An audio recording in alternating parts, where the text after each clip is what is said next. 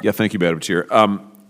General Nahum, on the B21, I saw press reports a couple of weeks ago now that the Air Force is accelerating the production timeline by overlapping development and production. I'm just wondering if there's any possibility of accelerating the timeline, pulling to the left the capabilities, the capability estimates, both in terms of initial operational and full operational capability. I'll start that, but I definitely want to get General Richardson in this conversation. The accelerating the B21, right now we're concentrating on getting through the development piece.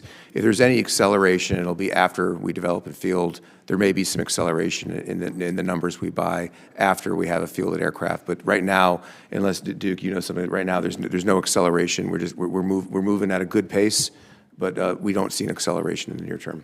No, sir, I would not recommend that. I think the program's progressing well. We want to make sure we stay, speed with discipline is our mantra on that program, is move as quickly as we can, but do it in a safe, so to speak, at least from a process, from a systems engineering standpoint. And so that's what you're seeing, is we're moving as swiftly as we feel is prudent to do.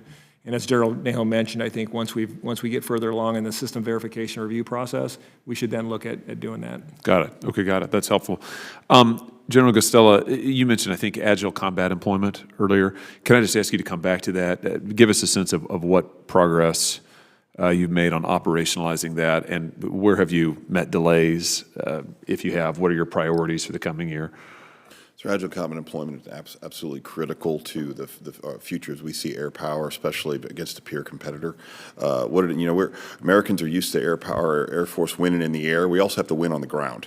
It means we have to be survivable. We have to use, and to do so, that's what we're employing, agile combat employment, is to ensure not only can we operate out of main operating hubs, but we have the agility to go out of austere and varied landing surfaces in fields from anywhere. It creates a very complex situation for an adversary. It's very high deterrent value.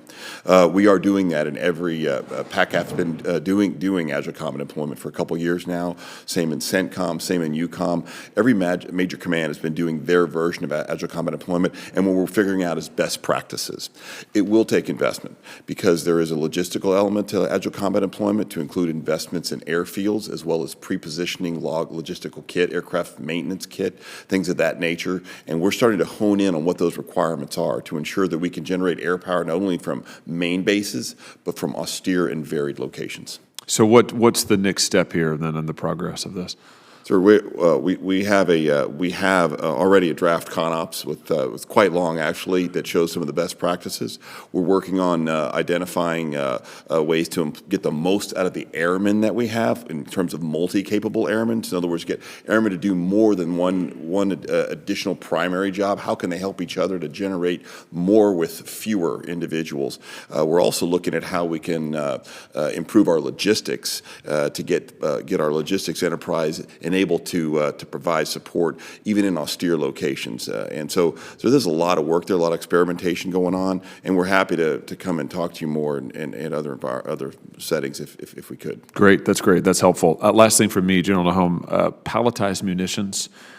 I understand that this concept offers a promising way to expand our strike capacity and deliver long-range weapons at lower cost. I understand it's also been maybe controversial to some.